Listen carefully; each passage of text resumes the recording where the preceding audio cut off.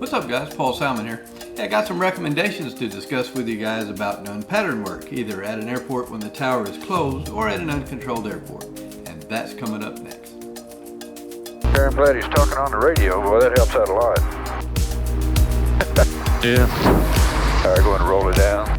They had a big, humongous radial engine that was on the front of the aircraft. And like I say, they've all been retrofitted as turbines.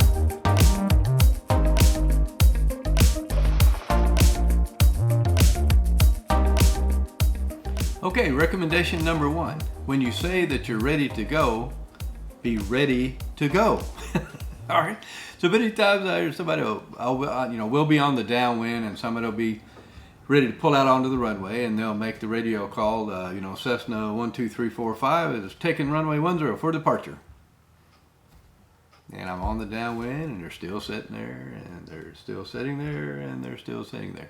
So don't take a full minute from the time you say, I'm taking the runway for departure. Don't sit there for 45 seconds to a minute before you pull out and go. Now, we're in helicopters, we're in gyroplanes. I can slow way down and it's not an issue at all.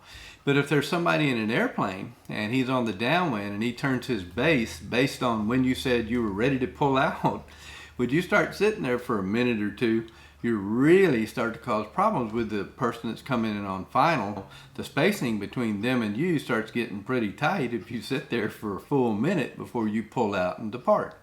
So again, recommendation number one, when you say you're ready to go, be ready to go and go. All right. Now, I'm not trying to rush anybody. If you're holding short of the runway and it takes you 5 minutes, 10 minutes, 15 minutes, whatever, to run your checklist and get ready to go, that's absolutely fine. And I know students take a lot longer, and that's absolutely fine. And not encouraging anybody to rush through it. My point is, don't say over the radio that you're taking the runway for departure unless you're actually taking that runway, ready to throttle up, take the runway, and get on the go.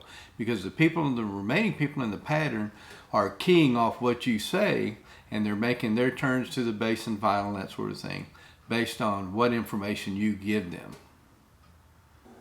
Okay guys, let's talk about worst case scenario. Let's say that you called and you say that you're departing runway 10 and this guy's made his base turn and he's base to final now, expecting you to go, and you sit there for a couple minutes and he decides that, oh, this is getting too close for me, I'm going to go around.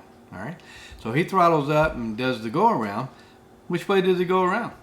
How about he sees you starting to pull, as he starts to go around, he sees you actually moving onto the runway now. Is he going to go around straight ahead? How about he turns right? Well, how about the guy on the over here on the right downwind that's in the pattern, or the one on the left downwind?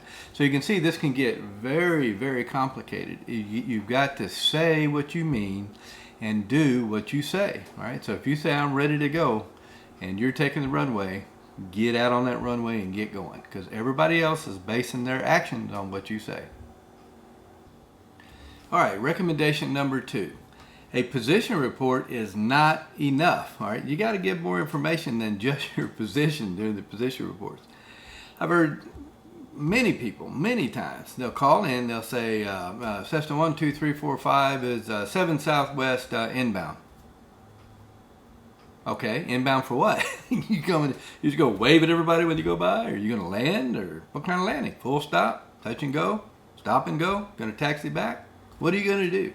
So you got to be more forthcoming with information when you give that position report. Now, I'm not recommending anybody give a PhD dissertation over the radio, but you ought to at least tell them what your intentions are, i.e. what runway and what you plan on doing when you arrive on that runway. Okay, so your position report should follow the same format every time. First thing you say is, who you're calling, Cape Girardeau traffic. Right?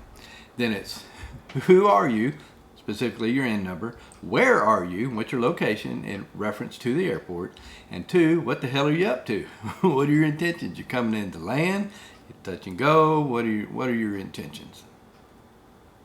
Okay, so you've made your position report and you're coming in and there's another aircraft in the pattern and you're a little bit unclear as to exactly where he's at or what his intentions are, or what sequence. Are you going to be going first or is he going to be going first? Open up your mouth and talk to the guy. keep on the radio. Hey, Cessna in the pattern at Cape Dorado. Where you at?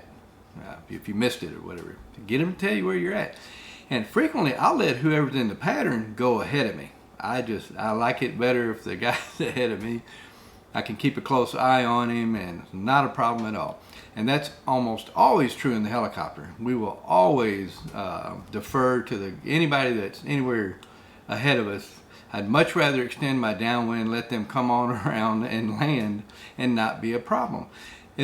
The main reason is because I'm in a helicopter, or if I'm in a gyroplane, I can slow way down. They may not have the ability to slow down, so if by some turn of events I would be ahead of them and they're pretty close to me behind me, they can't slow down, all right? I can, all right? So we will almost always defer to somebody else in the pattern. If we're not absolutely any question at all, we're going to extend and let them go first. And most importantly, I'm going to tell them that I'm going to let them go first on the radio, all right?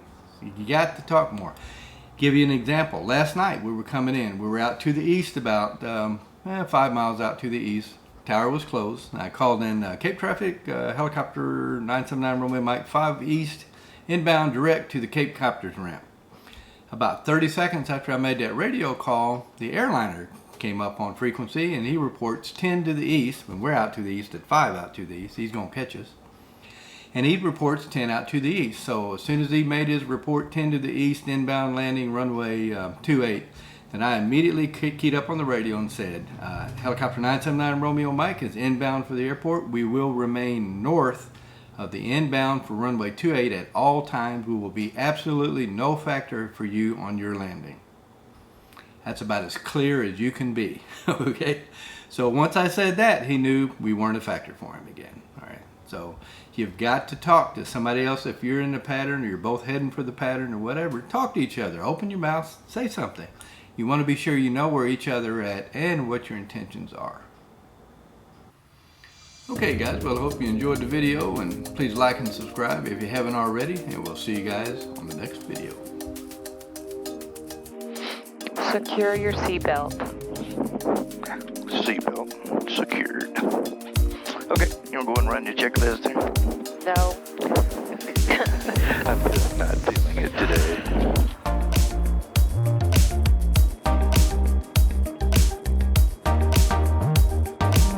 There's a blimp. The little pedal turn.